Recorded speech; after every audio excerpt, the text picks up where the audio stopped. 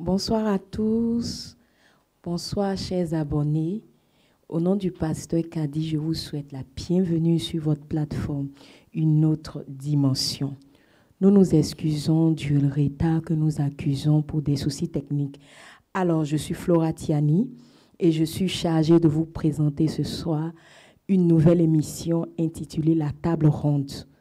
C'est quoi la table ronde? La table ronde est un débat, un thème, un fait social que nous choisissons et nous sommes réunis autour de ce thème avec des invités. Et ce soir, nous avons 3 invités qui sont avec nous. Nous sommes avec Maman Baleke Eugénie. Bonsoir Maman. Bonsoir Flora. Bonsoir Flora. Bienvenue à vous. Merci beaucoup. Merci d'avoir accepté notre invitation. Je vous en prie. Bonsoir Monsieur Brou. Bonsoir Maman Flora. Bienvenue à Une autre dimension. Merci infiniment. Bonsoir. Bonsoir Madame Koulibaly. Bonsoir Maman Flora. Bienvenue sur notre plateforme préférée Une autre dimension. C'est un plaisir. Merci. Alors, chers abonnés, le thème qui nous réunit ce soir est le chrétien face à la tradition. Et pour commencer ce thème, nous allons prier, recommander ce temps au Seigneur. Nous prions ensemble. Père éternel, nous te bénissons. Nous bénissons ton nom car tu es Dieu. Tu es celui-là même qui est grand, qui est établi au-dessus de toutes choses. Seigneur, nous ne voulons pas commencer ce temps sans toi.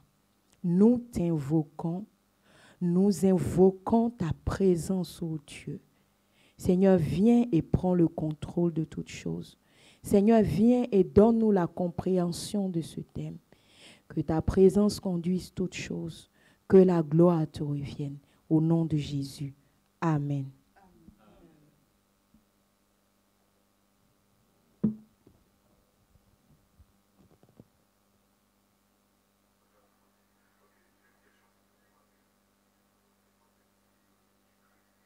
Je suis Madame Baka Léontine. Ok, j'ai une question pour vous ce matin. Alors, que pensez-vous du chrétien et de la tradition? Ok, merci de me donner l'opportunité de m'exprimer ce matin. Je pense qu'en tant que chrétienne, nous avons la foi en la parole de Dieu. Et aussi, nous sommes nés dans certaines familles où on n'a pas connu le Christ à temps, où toute la famille n'est pas chrétienne. Et nous avons nos parents aussi qui n'ont pas adoré l'Éternel comme il se devait et qui ont eu des pratiques qui ne sont pas toujours conformes à la parole de Dieu. Mais pour nous qui avons eu la grâce de connaître la parole de Dieu, d'entendre les messages de Dieu, la parole de Dieu nous dit aussi longtemps que les lois de la nature ou les lois des pays ou les lois des villages d'où nous venons ne sont pas en contradiction avec la parole de Dieu. Nous pouvons les pratiquer. Mais une fois que cela est en contradiction avec la parole de Dieu et que cela nous empêche d'adorer Dieu comme il se doit et que cela va encontrer le commandement de Dieu, alors en tant que chrétien, nous devons choisir d'être du côté de Dieu. Comme l'apôtre Pierre l'a dit, il vaut mieux obéir à Dieu que d'obéir aux hommes. Voici mon point de vue. Merci maman. Là, je pense que je vais stopper l'interview parce qu'il y a toutes les réponses. C'est vraiment gentil. Merci maman. Bonne journée. Bonjour. Bonjour. Je suis avec Monsieur Wilfried Mangbe. Wilfried Mangbe. D'accord. Que pensez-vous du chrétien et de la tradition? Ok. En fait, la tradition, c'est ce que nous connaissons. Wow. C'est ce qu'on vit. Parce qu'aujourd'hui, on ne peut pas oublier la tradition. Malgré que les Blancs sont venus le christianisme, mais on ne doit pas oublier nos racines. Voilà. On est né africain. Nos traditions là, on doit suivre ça forcé. On peut être chrétien, mais il ne faut pas qu'on va oublier la tradition. Donc, pour vous, un chrétien est libre de pratiquer la tradition de son village et tout ce genre? Normalement, oui. Il doit pratiquer. Parce que peut-être il est chrétien à quelque part, quand il s'en va au village, il y a des cérémonies que les gens font forcées. Il doit s'intégrer parce qu'il vient de là-bas. C'est sa tradition, il doit suivre. Ok, ça c'est votre point de vue. Okay. Merci bien. Merci beaucoup. Bonjour. Je suis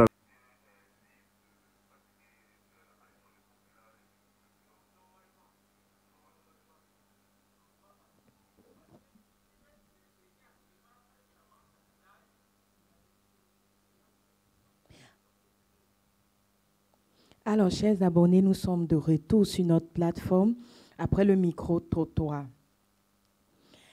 Invitez, commencez à vous abonner, invitez vos amis, likez et partagez la vidéo.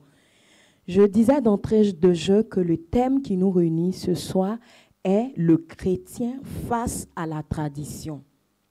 Alors, je vais me tourner vers nos invités. Chers invités, je vais commencer par une citation du dramaturge français de Lancelot Hamelin qui disait, je cite, « Un homme sans tradition n'est pas un homme ».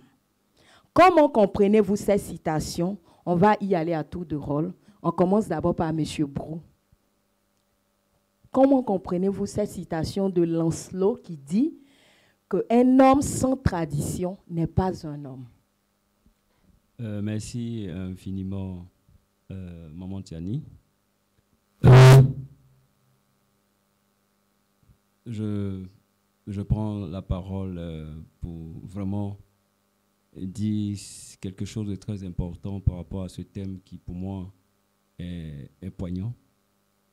Vous me demandez, un homme sans la tradition, est-ce qu'il est vraiment un homme? Pour moi, un homme sans la tradition est un homme. Parce que quand Dieu a créé l'homme, ce n'est pas avec la tradition qu'il a créé l'homme. Dans le jardin d'Éden, il a créé l'homme et ensuite il a créé sa côte. Donc les deux font l'homme en fait. Voilà. Donc il n'a pas établi des principes de tradition en fait. Voilà. Donc pour moi, un homme sans la tradition est un homme. Et l'homme peut vivre sans la tradition. Et puis, qu'est-ce qu'il faut comprendre déjà par la tradition? La tradition, c'est tout ce qui est us et coutume, tout ce qui est certainement les adorations que nos parents ont l'habitude d'adorer, et tout ce qui est, je veux dire, pratique, ancestrale. Voilà. Donc, nous, la nouvelle génération, on n'est pas forcément pour ça. Surtout moi, mon avis personnel. Je pense qu'un homme sans la tradition est un homme. D'accord. Merci bien, M. Brou. On va y aller avec Maman Baleke. Maman Baleke, comment comprenez-vous cette citation de Lancelot qui dit qu'un homme sans la tradition n'est pas un homme? Merci beaucoup, Maflo, pour la question.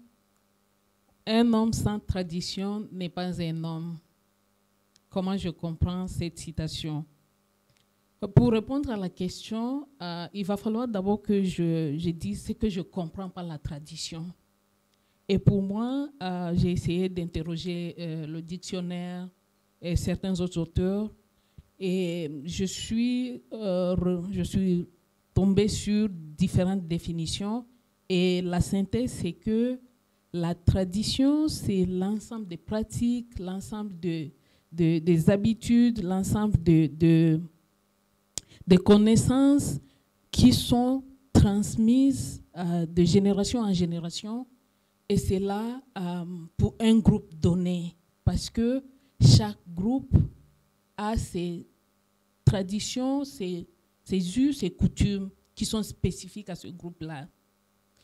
Alors, sachant déjà qu'est-ce que ça veut dire la tradition, on peut maintenant essayer de répondre à la question de savoir si un homme sans tradition n'est pas un homme.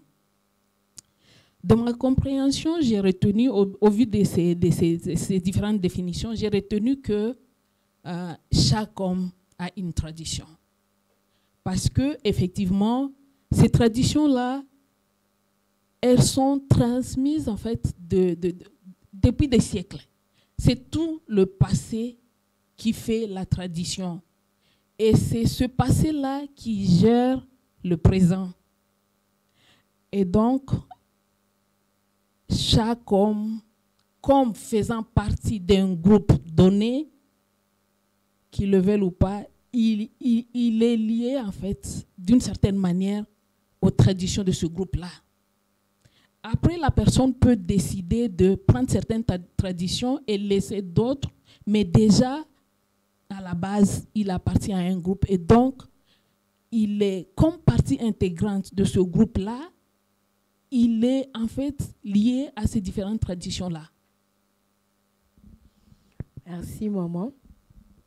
Nous passons à Mme Coulibaly. Mme Coulibaly, comment est-ce que vous comprenez cette citation du dramaturge Lancelot qui dit qu'un homme sans tradition n'est pas un homme?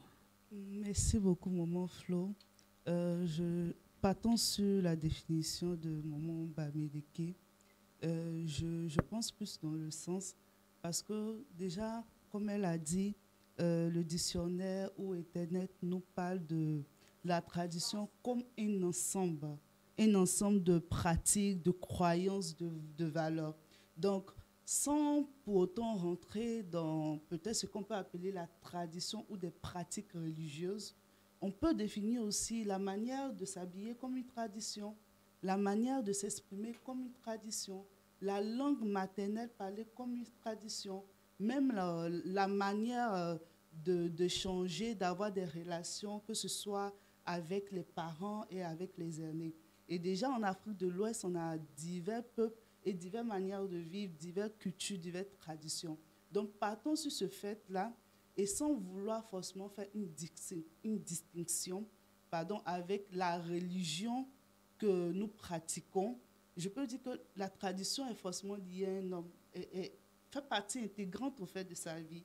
Parce que déjà, un homme ne naît pas solitaire, il naît dans une famille.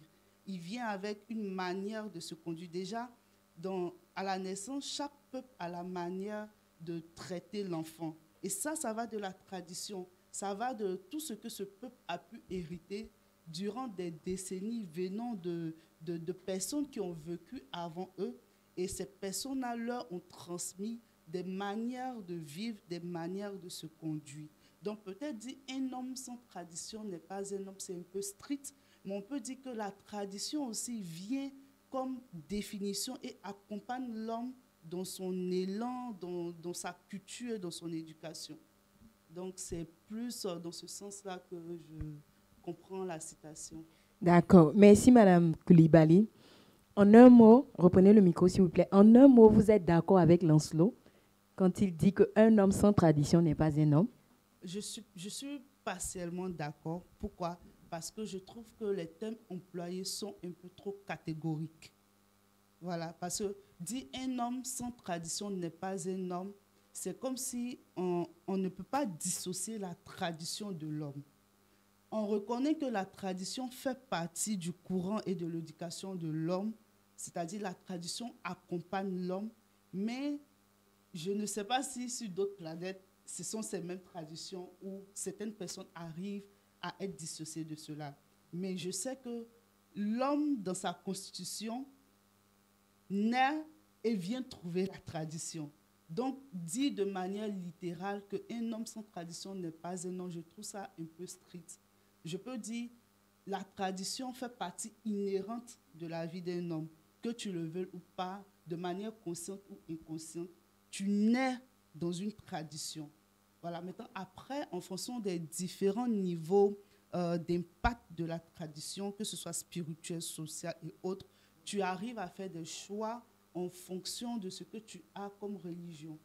Donc, c'est un peu, je trouve la citation un peu arbitraire et carrée en prenant en compte tous les sens des mots. Merci bien, Mme Coulibaly. À vous entendre, à vous écouter, Mme Coulibaly et Maman Baleke, on se rend tout de suite compte que la tradition est très importante dans la vie d'un homme. Et je pourrais dire même que la tradition, en général, est la boussole d'une société, en quelque sorte. Et c'est ce qui m'amène à la question suivante. Je pense que vous m'avez déjà emboîté le pas. C'était de savoir quelle est la définition proprement dite de la tradition. Comment est-ce que vous définissez la tradition? On va commencer par Maman Baleke. Merci beaucoup pour la question. Dans ma première intervention, j'avais déjà passé en revue quelques mots-clés de la définition de la tradition. Je vais y revenir pour dire que la tradition en soi, ça peut vouloir dire, disons, je vais commencer par ces synonymes et puis je vais donner la définition que j'ai retenue. La tradition, ça peut vouloir dire la coutume, ça peut vouloir dire aussi les habitudes, les pratiques d'une société ou d'un groupe spécifique donné. Alors, ce qu'il faut retenir par rapport à la définition, c'est que ces habitudes, ces coutumes, ces pratiques, ces valeurs sont transmises d'une génération à une autre. C'est au fil de temps, en fait. C'est que dès que une nouvelle personne rentre dans une société, dans une famille, par la famille, parce que c'est la famille qui est la cellule mère de la société, donc ça commence par la famille. Et déjà, dès que l'enfant naît, elle est reçue selon une certaine tradition. Il est reçu selon une certaine tradition. Cet enfant-là est éduqué selon une certaine tradition. Et cette tradition-là, c'est tout ce qu'on dit à l'enfant, comment est la vie dans cette société-là. Ça peut être aussi ce que l'enfant voit les autres membres de la communauté faire, ou ce que l'enfant entend les autres membres de la famille dire.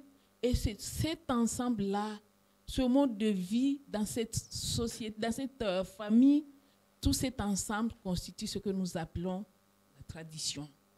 Et cet enfant grandit dans ce cadre-là. Et à un moment donné, lui aussi, il va participer à la transmission des valeurs de cette famille auprès des autres membres de la famille. Et c'est comme ça que les pratiques vont se perpétuer d'une génération à une autre. Merci beaucoup. Merci bien, maman. Merci pour la réponse. Monsieur Brou, comment est-ce que vous pouvez définir la tradition? Pour moi, comme elle a dit là, effectivement, c'est des us et coutumes. La tradition, ce sont des habitudes. Ce sont des manières de vivre. C'est un peu une façon pour chaque peuple, pour chaque ethnie, pour chaque groupe de personnes qui voient ce qu'ils ont été, ce qu'ils ont eu comme, comment je peux dire ça, ont eu comme habitude ancestrale. C'est-à-dire que ce que les ancêtres ont pu leur léguer. Donc, c'est en fonction de ça qu'ils vivent, en fait. Voilà. Bon, mais jusqu'à présent, si on veut s'en tenir au thème, bon, je suis un peu dubitatif dans la mesure où, pour moi, c'est une façon de limiter un peu l'homme. Voilà. Donc, je suis toujours sur ma position du fait que la tradition, l'homme sans la tradition est quand même un homme qui peut quand même s'épanouir. Maintenant, comment il faut comprendre l'homme sans la tradition? Si on s'en tient au thème, le chrétien face à la tradition, je pense qu'aujourd'hui, si je peux entrer dans le vif du sujet... Hein, non, je pense qu'on va recadrer. Vous pouvez vous limiter à là. Okay, on va avancer au fur et à mesure. Madame Koulibaly, vous pouvez nous donner une définition de la tradition? Bon, déjà, les précédents, je pense, ont emboîté largement le pas. Mais je veux dire aussi que, selon ma compréhension, la tradition ne se limite pas forcément à un groupe ethnique. Une église peut avoir une tradition dans la manière de faire la liturgie. Et déjà, comme on est dans le milieu chrétien, différentes églises ont leur manière de suivre la liturgie du culte, que ce soit du début à la fin. Et ça aussi, ce sont des valeurs qui ont été transmises par les personnes qui ont porté la première vision, qui se sont rassemblées, qui ont voulu créer l'Église. Et de génération ou d'église en église, ces pratiques-là se transmettent. Raison pour laquelle je peux être dans une église lambda, et quand je vais dans un autre pays et que je me retrouve dans la même église, je me retrouve en famille. Parce que ce sont ces mêmes pratiques qui ont été aussi instaurées sur cet endroit, qui font de moi, qui me donnent ce sentiment d'appartenance.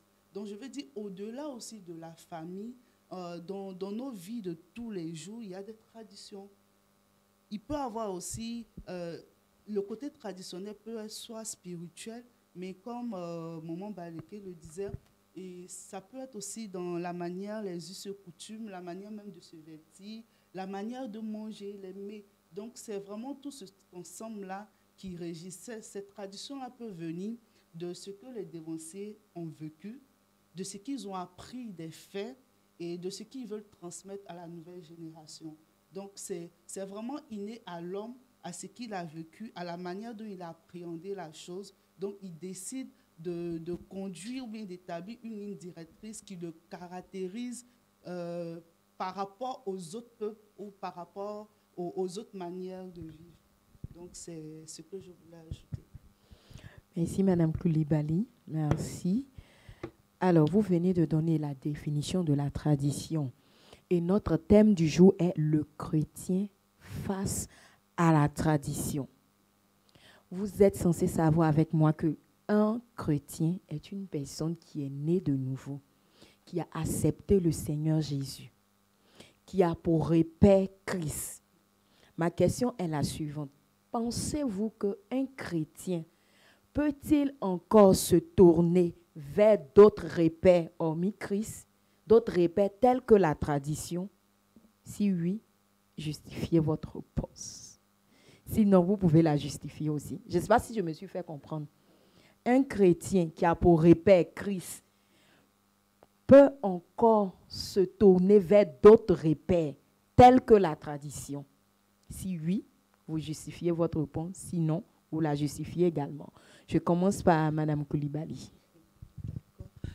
Je pense que la question est une grande problématique et elle nécessite vraiment qu'on identifie les différents thèmes principaux. Parce que quand Maman Flo nous dit un chrétien peut-il se tourner vers un autre repère que Christ, je vois confronter ici la religion à la tradition. Or, quand nous définissons le thème, dans tradition, on a évoqué plusieurs choses. Donc moi, je veux demander, est-ce qu'on parle du volet spirituel de la tradition ou on parle de la tradition de manière générale? Je m'explique. Ici, quand je pose la question de savoir qu'un chrétien qui a pour repère comme Christ peut encore se tourner vers d'autres repères tels que la tradition, je veux parler de la tradition comme us et coutumes, comme rite, comme adoration polythéiste. Ok, donc plus le volet spirituel et autres. Bon, je pense que la réponse est quand même claire.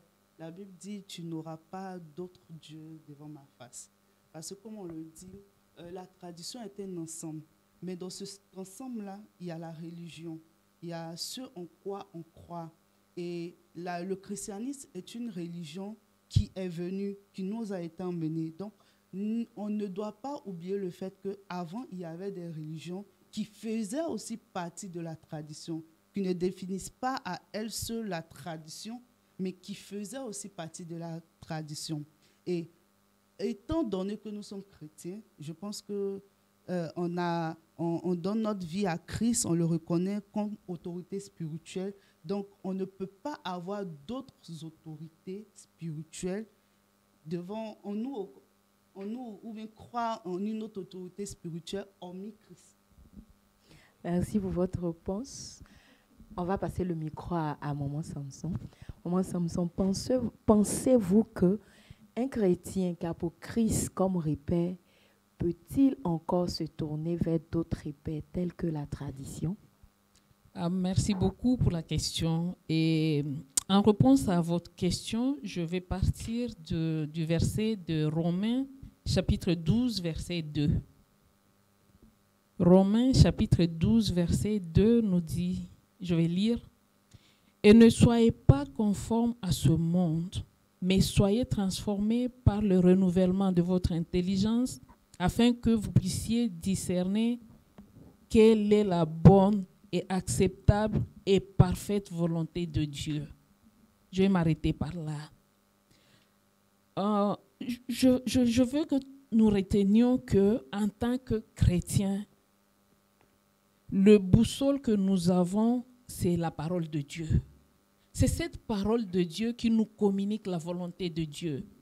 Et le verset que nous venons de lire nous parle de la bonne, acceptable et parfaite volonté de Dieu. Et cela, c'est la parole de Dieu qui nous le révèle. Et donc, le boussole, c'est la parole de Dieu. Maintenant, que dire par rapport à la tradition, par rapport aux us et coutumes? Je ne vais pas rejeter en bloc les us et coutumes parce que il y en a qui sont bonnes et conformes à la parole de Dieu. Ça veut dire que, en tant que chrétien, dans ma marche avec Dieu, je me réfère sur la parole de Dieu et je regarde les traditions, les us et coutumes de ma société, et c'est conforme à la volonté de Dieu, et c'est conforme à la parole de Dieu. Est-ce que, en le faisant, je reste obéissante à la parole de Dieu? Si oui, j'y vais. Parce que, mine de rien, on dirait que c'est des traditions, mais qui se sont inspirées de la parole de Dieu. Là, il n'y a pas contradiction avec la parole de Dieu, et donc je prends et j'avance parce que c'est de valeur de ma société. Par contre, lorsque c'est des traditions qui sont à l'encontre de la parole de Dieu, je ne prends pas. Et donc, là, je me désolidarise. Parce que seulement, c'est contraire à la volonté de Dieu. Et en tant que chrétien, je ne dois pas faire ce qui est contraire à la volonté de Dieu. Voilà ma position. Merci bien, maman. Vous allez passer le micro à M. Brou. Monsieur Brou, vous avez compris la question ou bien de la reprendre? Non, j'ai compris la question. Ok, allez-y. Merci encore. Effectivement, comme maman le disait, c'est vrai. Moi, pas que je suis catégorique, je ne suis pas pour la tradition, c'est pas ce que je suis en train de dire. Mais il y a un piège dans la tradition qu'il faut savoir. Parce que, en tant que chrétien, comme elle le disait tantôt, on est né de nouveau. Et le Seigneur nous donne d'éviter, je vais dire, d'adorer d'autres dieux que lui, parce que le Dieu que nous avons est un Dieu jaloux. Et en plus de cela, le Seigneur qui a permis que nous soyons chrétiens à travers le pouvoir qu'il nous a donné en tant qu'enfants de Dieu, le Seigneur nous a recommandé, nous a dit un certain nombre de choses. Et que nous ne devons pas nous prosterner devant d'autres statues. Et en Afrique ici, si on veut parler de l'Afrique en général, en Afrique, la plupart des traditions ont toujours des aboutissements qui ne sont pas, je vais dire, parfaits. Alors que notre Dieu veut que nous l'obéissions. Comme il a dit dans sa parole, l'obéissance vaut mieux que 1000 sacrifices. Et donc, pour quelqu'un qui veut obéir à son Dieu, il est mieux que tu fasses ce que le Seigneur te demande. Et ce que le Seigneur te demande, c'est de l'adorer lui seul. Parce que quand tu vas commencer à te plaire, c'est comme maman le disait, il y a des traditions qui sont bonnes et qui t'orientent vers le Seigneur. Maintenant, ces traditions qui t'orientent vers le Seigneur, comme elle a dit, ce sont des traditions chrétiennes, parce que c'est la manière dont il faut adorer le Seigneur, notre Dieu, qui sont pour moi des traditions. Mais si on doit t'orienter vers d'autres traditions, je vais dire mondaines, d'adoration des eaux, d'adoration je vais dire de la nature, puisque le Seigneur lui-même nous donne d'assujettir, de dominer la nature, je pense que pour moi, je veux rester toujours, comme je le disais tout à l'heure, respecter le Seigneur, obéir à mon Seigneur et de faire c'est qu'il me demande de laisser tout ce qui est tradition moderne. Vraiment, c'est ce que je peux dire. Sinon, pas que je rejette du revers de la main toutes les autres traditions mondaines, non. Mais je préfère ne même pas essayer d'aller vers, parce qu'il y a un piège quelque part. Voilà, pour ne pas que je me salisse en fait. Voici un peu ce que je voulais dire. D'accord. Merci, monsieur. Gardez le micro. Merci bien. Par rapport à votre réponse, en vous écoutant, j'ai l'impression que, je peux me tromper, mais j'ai l'impression que vous êtes un peu radical. D'accord. Et je vais vous poser une question qui est en rapport avec les us et coutumes. Les us et coutumes comme tradition. L'exemple de la dot. La dot est une pratique traditionnelle. Que pensez-vous de cette pratique? Bon, la dot, c'est une pratique traditionnelle, c'est vrai, mais il y a des groupes ethniques, par exemple, où on va te demander d'aller prendre une biche ou bien d'envoyer quelque chose qui n'a rien à voir. Je ne sais pas, bon, je ne connais pas toutes les traditions, je veux dire, concernant la dot, mais ce que je sais, c'est que même quand on te demande le sel, c'est vrai que nous qui sommes mariés, nous sommes passés par là, bon, c'est des obligations. En fait, on est obligé de le faire, mais je pense qu'il y a quand même pour moi certaines choses qu'il faut quand même revoir. Je pense qu'on n'a pas forcément besoin d'envoyer une biche, d'envoyer, je vais dire, la cola ou bien ce genre de choses-là pour pouvoir doter l'enfant de quelqu'un. Pour moi, c'est pour ça que je reste toujours voilà, sur ma position.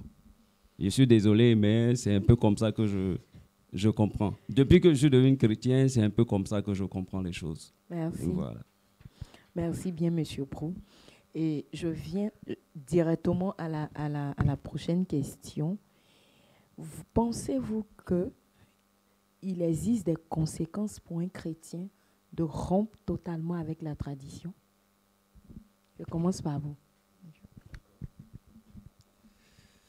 Vous me parlez de conséquences négatives, positives, conséquences négatives. Vous pouvez en citer autant qu'elles soient positives ou négatives. Bon, pour moi, je pense que le fait de rompre, déjà, il n'y a pas de conséquences négatives. Ce sont des conséquences positives. Parce que quand vous n'êtes pas dans... Moi, je suis à Caen et nous sommes beaucoup protocolaires. Et si tu es quelqu'un qui veut suivre vraiment la façon de faire de nos parents à Caen, tu seras surpris un matin de te rendre compte que tu es en train d'adorer quelque chose dont tu n'avais pas envie. Et donc, pour moi, je pense que les conséquences, lorsque vous vous séparez de la tradition, elles sont positives. Positives dans le sens où, vraiment, vous êtes libre. Parce que quand la parole de Dieu t'a franchi, tu es libre. Cette parole-là te donne de marcher la tête haute, de ne pas faire ce que les autres disent. Parce que ce que l'homme dit, est-ce que c'est en conformité avec ce que la parole dit, comme maman le disait tantôt? Si c'est en conformité avec la parole, il n'y a pas de problème, on marche dessus. Mais à partir du moment où ça jette l'opprobre sur la parole, je pense qu'il est bon de ne pas se jeter dedans. Pour moi, c'est un peu ça. Donc, pour moi, quand on rompt avec la tradition, les conséquences sont positives, mais quand on en reste, les conséquences sont négatives, pour moi. Merci bien, monsieur, pour garder le micro. À vous entendre, j'ai l'impression que vous êtes en train de... Je pèse mes mots, mais j'ai l'impression que vous êtes en train de diaboliser un peu la tradition. Pourtant, avec l'intervention de Maman Baleke tout à l'heure, elle a dit qu'il y a des traditions qui sont positives et il y a certaines qui sont négatives. Donc, quand vous dites que le fait de rompre avec les traditions, ou je dirais les pratiques traditionnelles, n'ont pas de conséquences, négatives, je reste sur ma faim, en fait. Parce que toutes les traditions ne sont pas mauvaises. J'aimerais que vous interveniez un peu sur ça. Bon, quand vous dites que toutes les traditions ne sont pas mauvaises, je disais tantôt que je suis à Caen. Et souvent, on peut se mettre dans des kitas. Bon, c'est un pagne comme tout autre. Donc, je peux me mettre dans le kita. Parce que c'est un pagne comme tout autre. Mais lorsque je prends le kita et que je suis obligé, après le décès d'un être cher, d'acheter forcément un kita pour l'accompagner, je vais dire dans sa tombe ou bien quelque chose de ce genre-là, pour moi, j'ai un problème. Mais sinon, le kita est un pagne que je peux coudre et porter. Donc, vous convenez avec moi qu'il y a des traditions qui sont bonnes, qu'il faut en tenir compte. Oui, il y a des traditions qui sont bonnes parce que, comme elle a dit, c'est lié à l'homme. Voilà, on est né avec ça, on a grandi dedans, mais à la lumière de la parole, je pense qu'il faut faire attention. À la lumière de la parole, maintenant, il faut faire attention. Sinon, il y a les traditions qui sont bonnes. Mais quand on parle de bonnes traditions, c'est quoi en réalité les bonnes traditions? Vous pouvez répondre. Voilà. Les bonnes traditions, c'est vraiment faire tout pour ne pas déplaire à Dieu. Pour moi. C'est pour ça que vous allez peut-être trouver que je suis trop catégorique, mais c'est faire tout pour ne pas déplaire à Dieu. Parce qu'à partir du moment où tout ce que tu fais jette l'opprobre, ou bien c'est en porte-à-faux avec la parole de Dieu, à partir de ce moment-là, qu'elle soit bonne tradition entre griffes, elle devient mauvaise. Elle devient mauvaise. Donc, moi, je ne rejette pas totalement les traditions, voilà, les traditions, je vais dire, chrétiennes, mais les traditions mondaines, je ne suis pas pour. Les traditions chrétiennes, oui, je suis pour, mais les traditions mondaines, je ne suis pas pour. Merci bien, M. Brou. Vous pouvez passer le micro à Mme Koulibaly. D'accord, merci beaucoup. La question était de savoir si on pouvait rompre complètement. Je disais, la question est la suivante. Existe-t-il des conséquences pour un chrétien de rompre avec sa tradition, avec la tradition? Avec la tradition. Bon, je vais aller comme depuis le début du général. Je trouve que déjà, on ne peut pas rompre avec la tradition de manière générale. Tradition en termes de us et coutumes. Quand le frère Brou parlait tout à l'heure, il a dit « je suis Akan ». C'est une identité culturelle. Il s'identifie comme un Akan. Donc, c'est ancré en lui. Il a le comportement d'Akan. Peut-être qu'il va avoir les tendances gastronomiques des Akans. Parce que tu es né quelque part. C'est comme si tu veux te dissocier de la société. Ce n'est pas possible. On est dans une famille, on grandit dans une société et on acquiert de cette société-là, qu'on le veuille ou pas, chrétien ou pas, certains comportements. Donc déjà, je pense qu'on ne peut pas rompre avec la tradition en termes de valeurs, en termes de culture, en termes d'éducation qu'on reçoit. Mais on a le choix concernant le volet spirituel. Parce que le volet spirituel est distinct. Les parents peuvent adorer une rivière.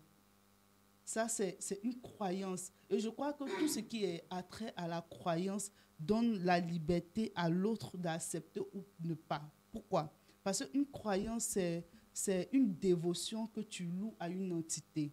Cette dévotion-là peut s'imposer à toi lorsque tu n'as pas encore la notion de choix. Mais un être humain est toujours face à ses choix. Et c'est ce que la Bible dit. Je mets devant vous le bien et le mal, mais je vous conseille de choisir le bien afin que vous ayez un avenir et de l'espérance. Donc ça veut dire que même dans notre marche chrétienne, il y a toujours un choix à faire. Et dans tout ce qui est attrait à la religion et aux croyances, on ne peut pas obliger un être humain à faire quelque chose sans qu'il ne le sache. Sinon, cela n'est pas fait réellement de manière pure. Et je veux prendre l'exemple de Daniel et ses compagnons.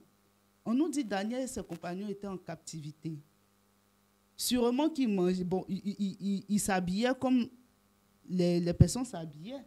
Ils n'ont pas pris la culture israélite pour aller en captivité. Ils dormaient comme les personnes dormaient. Ils avaient le style vestimentaire. Ils ont eu même des noms qui leur ont été attribués. ce n'était pas leur nom d'origine, mais ce sont des noms qu'ils ont reçus. Mais quand est-ce que Daniel et ses compagnons ont marqué l'opposition? Lorsque leur foi ou leur croyance était mise en jeu, parce qu'ils ont décidé de ne pas se prosterner devant un autre Dieu que leur Dieu. Et je pense que c'est là qu'il faut rompre avec la tradition au plan spirituel, lorsque il y a la valeur chrétienne qui est mise en jeu, lorsque le Saint-Esprit n'est pas glorifié, lorsque ton Dieu n'est pas glorifié. La Bible le dit clairement, tout m'est permis, mais tout m'est pas utile. Tout m'est permis, mais je ne vais pas me laisser asservir par quoi que ce soit. Et Jésus le disait, le sabbat est fait pour l'homme et non l'homme pour le sabbat. C'est pour dire que l'homme a cette possibilité de dominer sur des choses. Donc du coup, on peut rompre avec les traits de la tradition comme les croyances qui ne rentrent pas dans notre ligne directive en tant que chrétien. Mais je pense que tout ce qui est inné et qui vient autour, on ne peut pas rompre. Je suis Akan, je suis Yoruba, je suis français, je suis canadien. Ça reste et ça reste, quoi. Tu es né comme ça et tu as le nom. Déjà, même le nom même qu'on t'attribue, même ça vient des origines. Donc, c'est quelque chose qui t'accompagne, que tu le veux ou non. C'est ce que je voulais dire. Alors, merci bien, Madame Koulibaly. Nous passons à la question suivante. Déjà, je veux signifier que nous avons une question d'un abonné. On y reviendra tout à l'heure. Mais avant, je veux poser cette question. Comment un chrétien peut-il discerner les traditions qui pourraient être nuisibles ou bénéfiques? Comment, selon vous, comment un chrétien peut-il discerner les traditions qui lui pourraient être nuisibles ou bénéfiques? Monsieur Bro.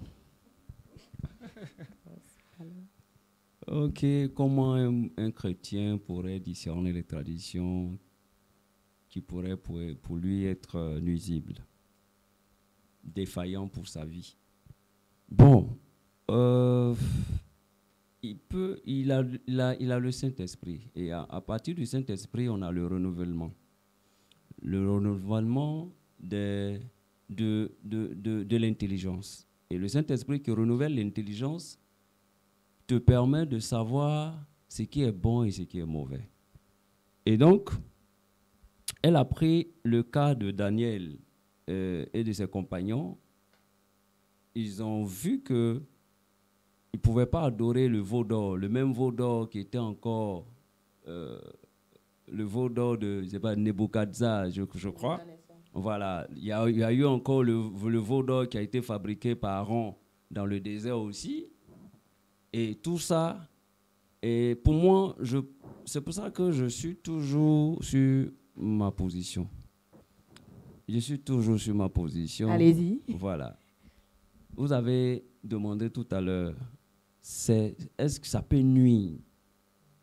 Effectivement, les traditions peuvent nuire dans la mesure où, lorsque tu es en train de mettre le pied, parce qu'on dit que c'est le Saint-Esprit qui nous montre le bien et le mal. Mais en même temps, il y a des moments où, tant que la tête ne cogne pas, le mur, tu ne sais pas. Malgré que tu es chrétien, hein, c'est après que tu te rends compte que tu viens de faire une erreur. Mais le Saint-Esprit était là. Donc, pour moi, je dis, les traditions, elles sont bonnes. Comme elle le disait, je suis à Caen, tout ça. Mais si ça ne fait que rester au nom ou à l'habillement, il n'y a pas de problème. Parce qu'un homme doit s'habiller, un homme doit avoir un nom. Maintenant, quant à lui de changer son nom après, mais je pense que si on ne fait pas attention, la tradition est capable de nous mener vers quelque chose qui va nous surprendre, en fait. C'est pour ça que je reste toujours sur cette position que la tradition, faut faire vraiment attention. Faut faire vraiment attention. Voilà. Merci, M. Bou. Vous pouvez passer le micro à Maman Baleke. Maman Baleke, vous avez compris la question ou je la reprends? Vous pouvez la reprendre. Comment un chrétien peut-il discerner quelle tradition pourrait lui être nuisible ou bénéfique? D'accord. Merci pour la question. Et là, je vais dire brièvement qu'il y a des traditions qui, d'emblée, tu sais les distinguer. Tu sais dire que ça, c'est pas bon pour un chrétien et ça, c'est bon pour un chrétien. Alors, ce qui ne te demande pas beaucoup d'efforts, déjà, tu sais, tu laisses, tu abandonnes. Parce que ça ne marche pas, ce n'est pas conforme à la foi, ce n'est pas conforme à ta foi, ce n'est pas conforme à la parole de Dieu, parce que, comme nous l'avons dit au début, nous allons nous laisser guider par la parole de Dieu. Et donc, tu fais le choix, et cela à la lumière de la parole de Dieu, de ce qui n'est pas bon et ce qui est bon pour ta marche avec le Seigneur. Parce que comme nous avons dit encore au début que dès que tu acceptes Jésus-Christ comme ton sauveur, tu changes de camp. Et en changeant de camp, ça veut dire aussi que les us et coutumes, les traditions ne vont plus nécessairement être les mêmes. Et donc, tu regardes en fait ce qui est conforme à la parole de Dieu. Mon prédécesseur avait déjà parlé de se laisser guider par le Saint-Esprit. Tu vas être à l'écoute du Saint-Esprit. Et je vais insister sur ça parce que la parole de Dieu, avec l'aide du Saint-Esprit, il y a des réponses à toutes les questions de notre vie. Jusqu'au plus petit détail de notre vie, il y a la réponse dans la parole de Dieu et avec l'aide du Saint-Esprit. Il n'y a pas une seule question, une seule problématique de la vie d'un homme qui n'a pas de réponse dans la parole de Dieu. Et donc, les deux peuvent nous aider à nous éloigner de pratiques qui sont nuisibles à notre marche avec le Seigneur. Merci bien, maman. Madame Koulibaly, vous allez répondre à cette question. Comment un chrétien peut-il discerner quelle tradition pourrait lui être nuisible ou bénéfique? Je pense que en emboîtant le pas des prédécesseurs, c'est par le Saint-Esprit. Et comme la Bible nous dit, comme les chrétiens de Béret, c'est vraiment d'examiner toutes choses à la lumière de la parole de Dieu. Parce que, comme on le dit, la tradition vient avec tout, mais elle vient aussi avec ses croyances, comme chaque chose, comme chaque domaine, même comme chaque corps de métier. Il y a certaines réglementations qui viennent aussi avec leurs croyances. Mais ce n'est pas parce qu'on me prescrit ça que je vais forcément le faire. Donc, c'est vraiment d'examiner toutes choses à la parole de Dieu et guidé par le Saint-Esprit, on pourra discerner le bien du mal et qu'est-ce qui pourra vraiment faire du bien à notre être. Et comme Maman Badiké le disait, il y a des choses vraiment évidentes, comme je le disais, tout ce qui a trait à la religion et aux croyances. On sait que notre confession de foi ne fait pas allégeance ou ne croit pas aux eaux, ne croit pas aux arbres et autres. Donc, d'ores et déjà, la ligne de démarcation est faite. Maintenant, de manière peut-être sournoise, ces choses qu'on n'arrive pas à distinguer, peut-être comme dans les décès et autres, c'est les rites qu'ils font, c'est vraiment demander l'aide du Saint-Esprit et avoir le courage d'assumer sa foi. Avoir le courage de dire non, ça c'est ma limite, comme Daniel et ses compagnons. Je ne peux pas la franchir parce que j'ai une intégrité vis-à-vis de la confession de foi, vis-à-vis de la religion que je pratique. Donc, je fais ce que la religion a dit jusqu'au bout. Donc, je pense que c'est un peu ça. Merci bien. Vous pouvez garder le micro. Et on a une question d'un abonné qui dit « Que pensez-vous du fait que la tradition veut d'abord que la dame prenne une grossesse avant le mariage ?» Déjà, merci à l'abonné de nous suivre. Ça fait un plaisir de savoir qu'il y a des personnes derrière leurs écrans qui nous écoutent Et je pense que ces questions viennent enrichir les débats. Ça, peut-être c'est une tradition qui le demande. Mais on peut pousser plus loin. Il y a certaines traditions, la jeune fille doit rester plus jusqu'au mariage. Donc, je veux dire, ça, c'est un point peut-être d'une tradition qui le recommande. Et je pense, selon cet avis ou bien selon ce que cet abonné dit, qu'il faut examiner toutes choses à la lumière de la parole de Dieu, comme on avait le dit. Qu'est-ce que la Bible nous dit? Il y a certains, souvent je me dis peut-être parce que n'oublions pas aussi que souvent les habitudes ou les croyances des personnes entrent souvent en ligne de compte dans la tradition. Ça veut dire peut-être le papa ou la maman, déjà ils n'aiment pas trop la jeune fille, ils veulent vérifier sa capacité de productivité. Donc ils demandent non, vas-y, vas-y. Et ça vient souvent aussi des parents ou même des personnes aussi qui ne partagent pas la même confession de foi que nous. Ça veut dire que ça vient de part et d'autre. Donc, la personne qui transmet le message, c'est-à-dire le metteur, avant de considérer ou bien avant de se fier à ce qu'il ou elle dit, c'est de savoir aussi quelle est l'origine, quelle est l'idée qui anime. Nous, on sait qu'en tant que chrétiens, la Bible demande et recommande à ce que ce soit l'homme que la femme, la chasteté, l'abstinence jusqu'au mariage. Parce que le mariage est fait, les enfants sont une conséquence du mariage. On n'essaye pas de tester la capacité de reproduction d'un sexe ou de l'autre avant le mariage pour notre plaisir. La Bible veut que l'enfant vienne dans ce cocon familial-là, parce que l'Éternel a dit, l'homme quittera son père et sa mère et s'attachera à une femme et les deux deviendront une seule chair. Donc, la Bible demande que les choses soient faites étape par étape. Donc, si une tradition te le dit en tant que chrétien, la première question, c'est qu'est-ce que ma Bible me dit face à cela? Est-ce que cela rentre en conformité avec ce que l'Esprit Saint me demande, ce que la religion chrétienne me demande? Et j'examine tout cela à la lumière de la parole de Dieu. Et si ça ne rentre pas, quelle que soit la personne, c'est-à-dire quel que soit l'émetteur ou la tradition qui le dit, je dois être capable de dire non, cela n'entre pas en ligne de compte avec mes principes. Je prends un exemple, dans des entreprises, pour pouvoir avoir peut-être certains marchés, on demande on dit de mouiller la barbe. Bon, c'est peut-être le rituel là-bas.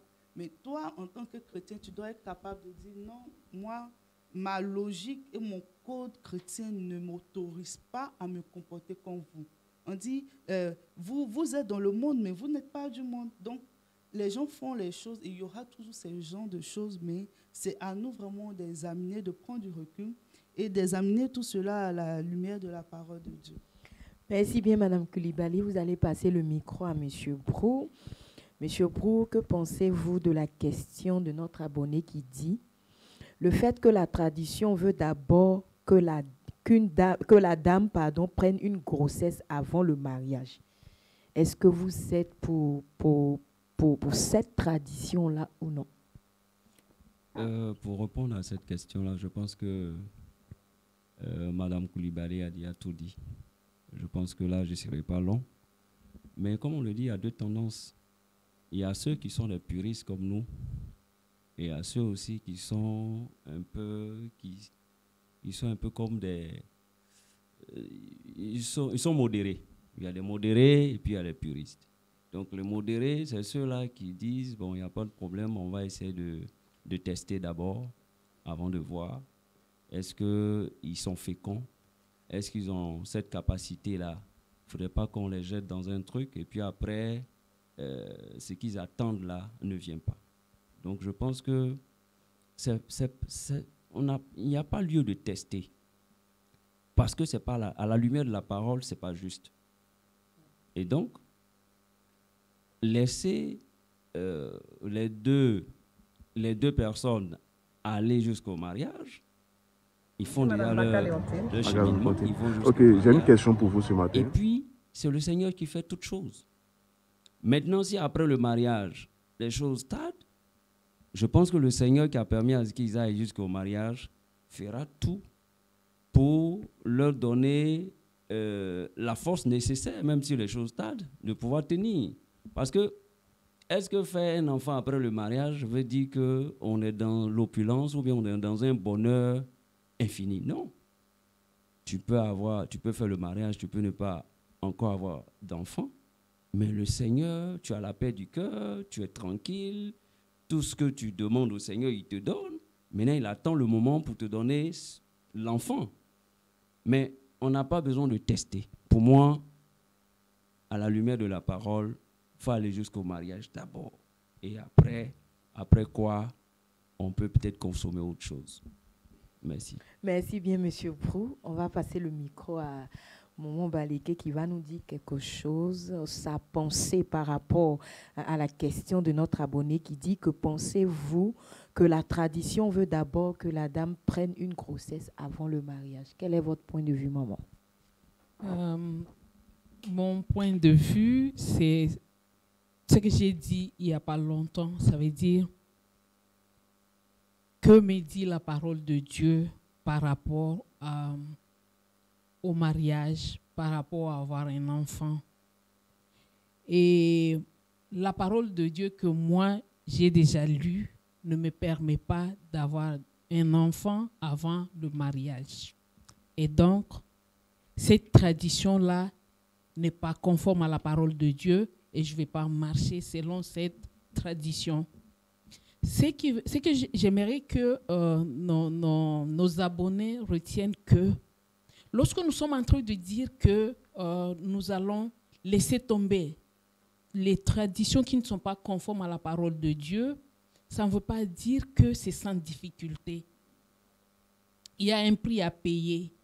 Parce que lorsque tes parents te disent d'avancer et de faire une grossesse, de prendre une grossesse avant le mariage, et que toi tu refuses, ça ne veut pas dire que tu vas rester la bienvenue dans la famille.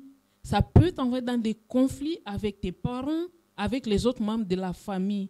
Mais parce que c'est pour la foi en Jésus-Christ, tu vas accepter. Merci beaucoup.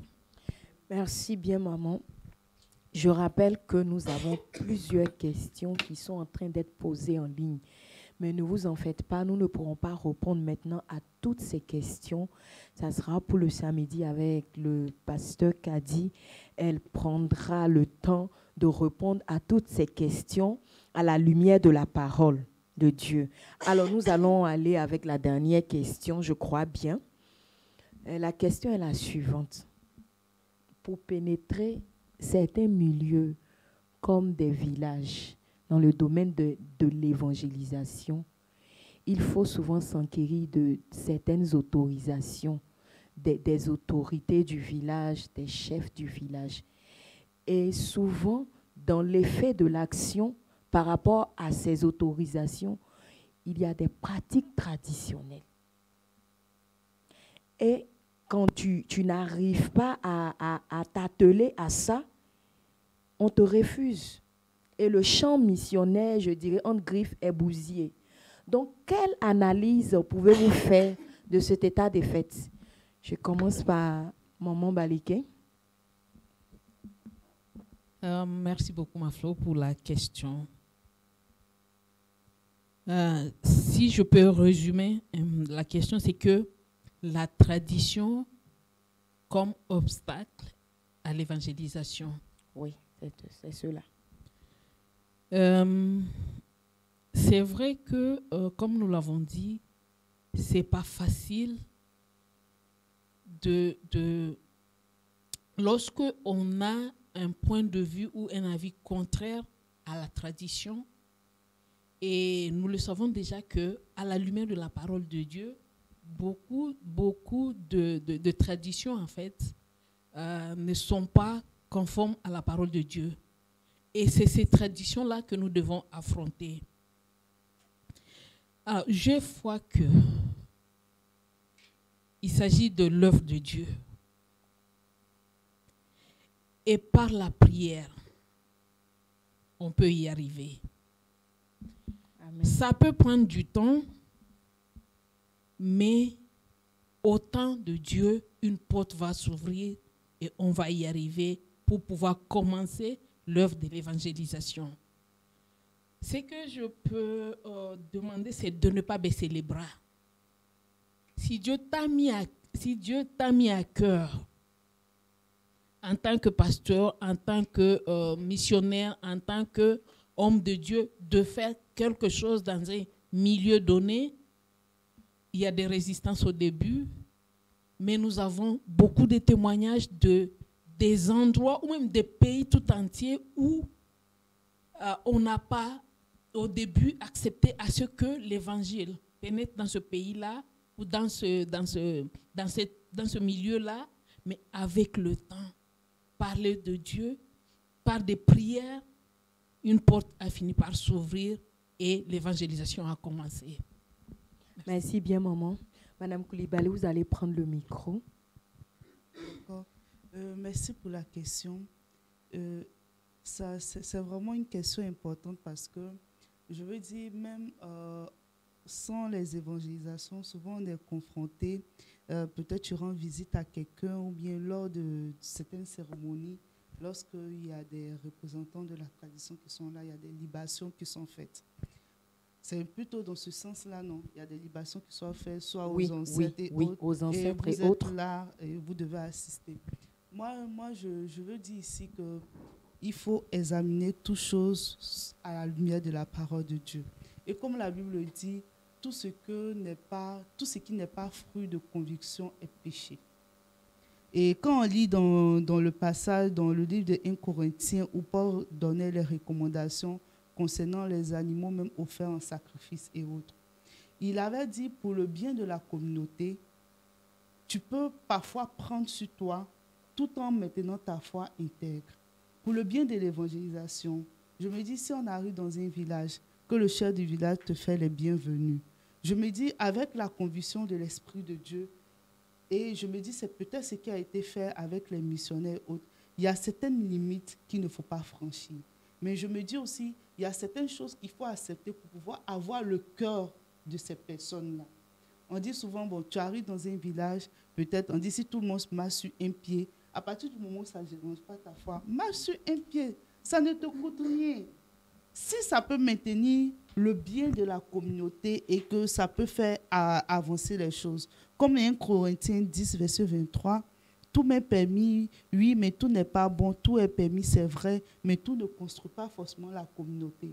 On nous dit ici, et quand il continue dans le verset plus loin, en Romains 14, verset 19, il dit, alors ne cherchons pas ce qui sert la paix, alors cherchons ce qui sert la paix et ce qui construit la communauté. En tant qu'évangéliste, je me dis, tout dépend des libations et des choses qui sont faites. Et là, je ne veux pas être tellement catégorique parce qu'on peut être face à certains faits où pour pouvoir avoir le cœur d'une personne, il faut savoir accepter certaines choses. Et ces choses-là, je me dis, de manière primaire, ne viennent pas en premier lieu bousculer ta foi. Ce sont des choses de communauté. Exemple, quelqu'un te reçoit, il te donne la cola. Est-ce que tu refuses? Chez les Kroumen, quand tu arrives, on te dit non, prends la cola en signe de bienvenue. Cela veut dire que tu acceptes d'être chez nous. Est-ce que tu refuses brusquement ou tu acceptes?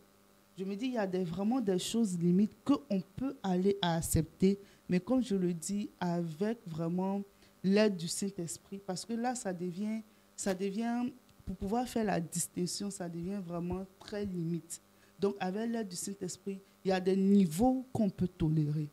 Je me dis, pour pouvoir avoir déjà le cœur, parce que si tu refuses, ces personnes-là ne vont pas se sentir acceptées ou incorporées. Je peux prendre l'exemple de Jésus qui partait manger même avec des gens, comme les pharisiens le disaient, de peu de foi, des hommes de nos renommées pas claires, qui s'asseyaient avec des prostituées, qui mangeaient avec des collecteurs d'impôts. Comme il le dit, il est venu pour ces gens malades-là. Mais quand il s'asseyait au milieu d'eux et qu'il dînait avec eux, il ne les blâmait pas.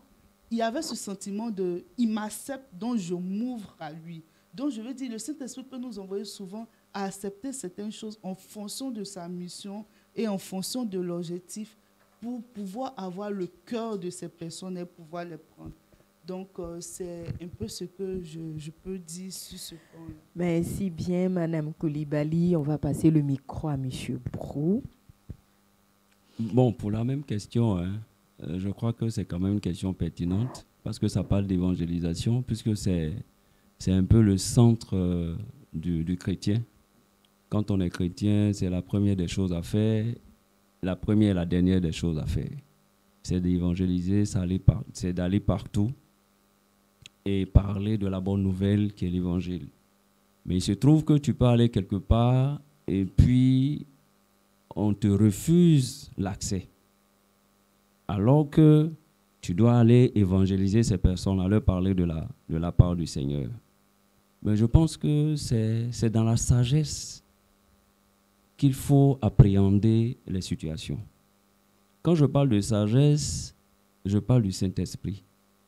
C'est le Saint-Esprit qui te donne le vouloir, mais en même temps, c'est lui qui te donne la possibilité de faire. Si tu ne ressens pas, comme maman le disait tantôt, si tu as reçu une révélation au préalable, et cette révélation-là te dit que dans tel endroit, tu dois aller à tel endroit pour évangéliser, tu insistes dans la prière d'abord. Maintenant, si tu as les aptitudes que le Seigneur te donne d'aller, là tu y vas. Maintenant, s'il n'est pas encore le moment, parce que ce qui nous fatigue souvent, c'est que ce n'est pas le moment, mais on le fait. Donc, quand je parle de sagesse, je pense que elle le disait, si on te présente un cola, c'est là la cola, non? Oui, si on te présente la cola, merci.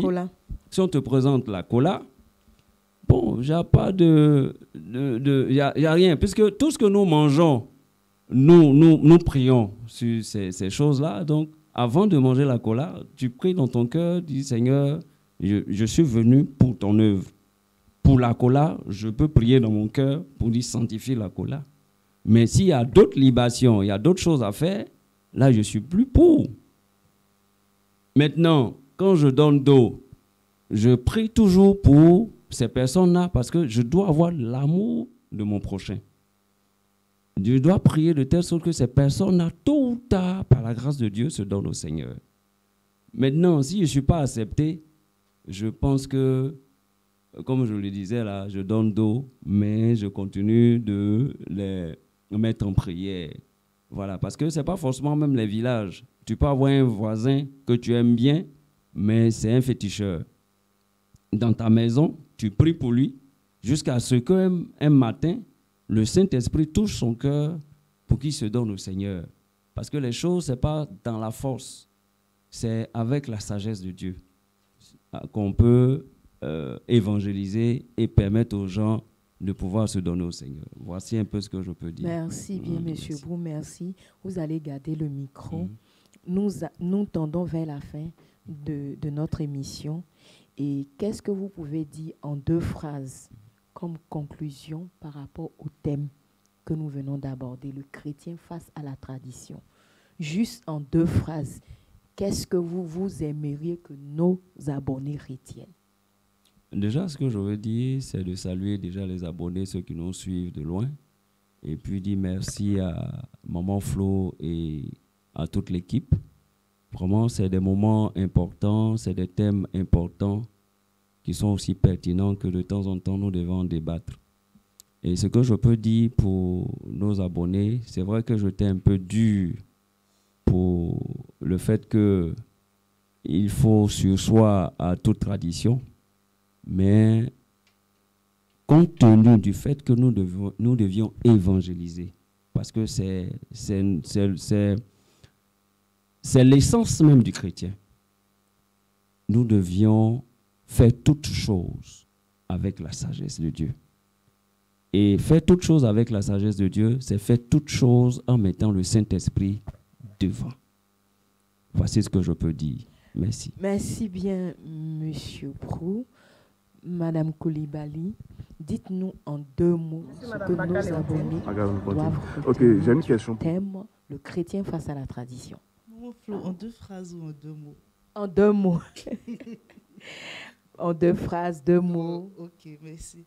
Je voudrais dire que, rappelez-le le passage en Marc où Jésus nous fait comprendre que ce n'est pas ce qui entre dans l'homme qui le rend impur, mais ce qui sort.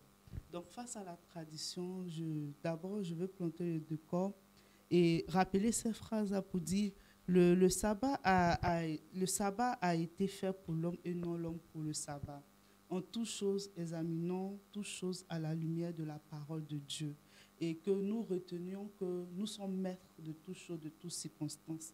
Les pharisiens ne voulaient pas que Jésus fasse le miracle au jour du sabbat, mais Jésus l'a fait. Il est allé contre cette tradition-là parce que tout dépendait de l'action et de l'importance de l'impact qui était mis en œuvre.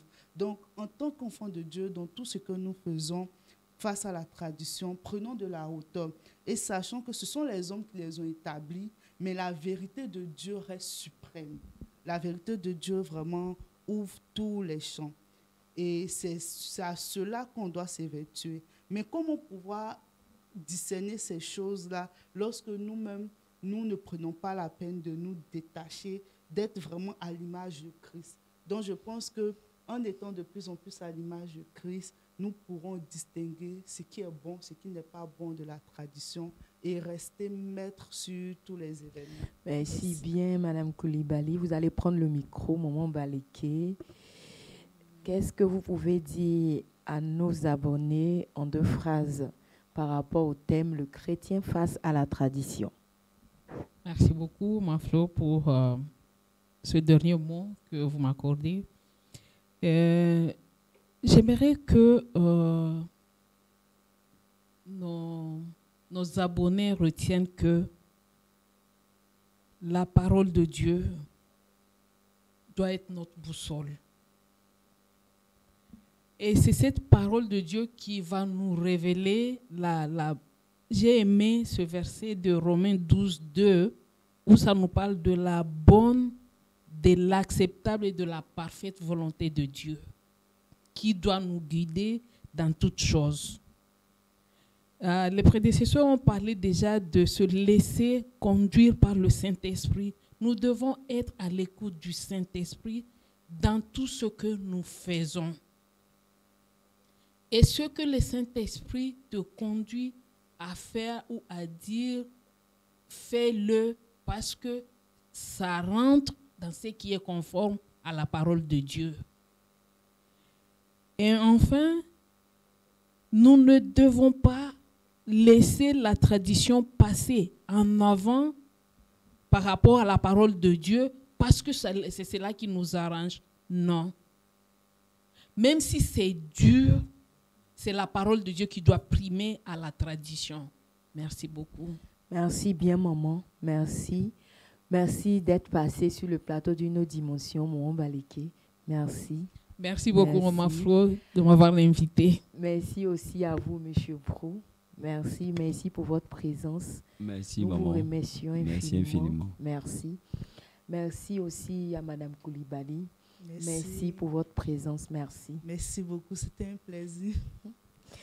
Alors, chers abonnés, nous sommes pratiquement à la fin de notre émission. Il faut retenir que la tradition, c'est l'ensemble des pratiques, des coutumes, des coutumes qui se transmettent de génération en génération. Cependant, est-ce que ces traditions sont toujours en adéquation avec la parole de Dieu? Et je vous assure que c'est ce qui fera l'objet de notre émission le samedi prochain avec la révérende Kadiatou Dibi.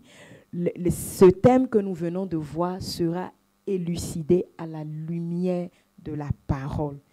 Ceci étant, n'hésitez pas de poser vos questions. Posez vos questions. Nous allons vous donner une réponse. Le Seigneur parlera au travers de sa servante par ce thème. Que le Seigneur vous bénisse et à samedi.